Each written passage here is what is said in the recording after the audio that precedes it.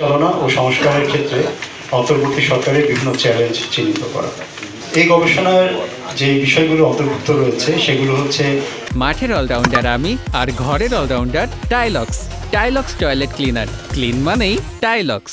রাজনৈতিক প্রেক্ষিত, প্রশাসনিক ও প্রাতিষ্ঠানিক সংস্কার, আইনের শাসন ও মানবাধিকার, অনিয়ম দুর্নীতি প্রতিরোধ ও অর্থ পাচার রোধ, অর্থনৈতিক স্থিতিশীলতা, প্রকাশিত সাক্ষাৎকার এবং সরকারি ও অন্যান্য বিভিন্ন ওয়েবসাইট। এই গবেষণার সময় ছিল আগস্ট-নভেম্বর 2024। এই সময় গবেষণার তথ্য সংগ্রহ, বিশ্লেষণ ও প্রতিবেদন প্রণয়ন করা হয় এবং এই গবেষণায় কর্তৃত্ববাদী সরকার পতনের পর থেকে 100 দিন অর্থাৎ 2024 সালের 5 আগস্ট থেকে 16 নভেম্বর পর্যন্ত সময় তথ্য সংগ্রহ করা হয়েছে। যে কর্তৃত্ববাদী সরকারের যে গণহত্যার যে কর্মকাণ্ড হয়েছে সংঘটিত হয়েছে তাদের হাতে, সেটার বিচার প্রক্রিয়া শুরু হয়েছে, যেটা অন্যতম প্রাধান্যের ক্ষেত্র ছিল। সেটা শুরু হয়েছে, সেটি নিয়ে বিভিন্ন ধরনের পর্যবেক্ষণ আছে, বাট সাবস্টেন্স হচ্ছে প্রক্রিয়াটা শুরু হয়েছে এবং সেখানে আবার আন্তর্জাতিক বিষয় জাতিসংঘেরও একটা যদিও প্যারালাল, এটার সাথে সরাসরি সম্পর্ক না, প্যারালাল তদন্ত চলছে। এটা ইতিবাচক আমরা মনে করি।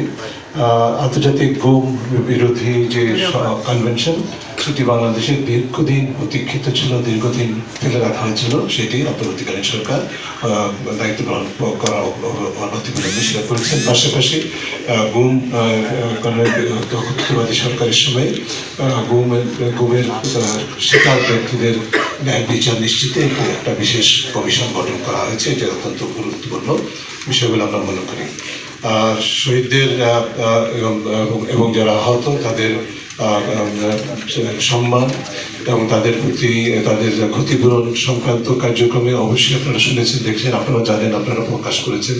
কিছু কিছু ক্ষেত্রে চিকিৎসার ক্ষেত্রে দুর্বলতা চিহ্নিত হয়েছে এবং সেটা নিয়ে কিছুটা আন্দোলনও হয়েছে। তা সত্ত্বেও সক্ষমতার ভিতরে যতখানি সম্ভব আমরা মনে করি যে উদ্যোগ আছে, সদিচ্ছা আছে, সেটা নিয়ে কোনো প্রশ্নই হয়তো বা সমন্বয়হীনতা আছে।